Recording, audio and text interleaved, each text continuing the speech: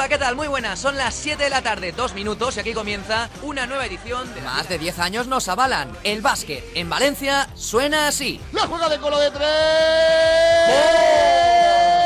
¡Triple! ¡Renato de Colo! Cada partido, cada jugada, cada victoria de Valencia Básquet. Señoras y señores, 2 segundos para entrar en la historia de la Liga CB. Ningún equipo dejó en 0 puntos a su rival. Os contamos todo, pero todo. ¿Dónde está Paco? Fantastic. 1 minute, please. Thank you very much. Hay un garito, Alfonso, que se llama el Bombay. En el centro de Praga.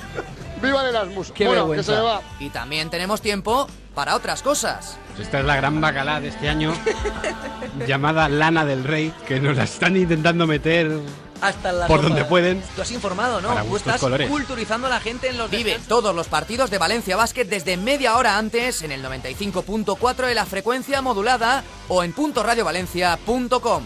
Bloqueo de Lisu, que ha tumbado a Washington y se levanta toda la fonteta. Con Juan Carlos Villena, Luis Cortés, Javi Rivera, José López, Rubén Burgos, Moisés Cohen, Juan Antonio Labrador y la dirección de Paco García. ¿Qué sentías al vestir una camiseta donde ponía Burgos por todas partes? Por Siempre detrás. pensaba que el público estaba conmigo.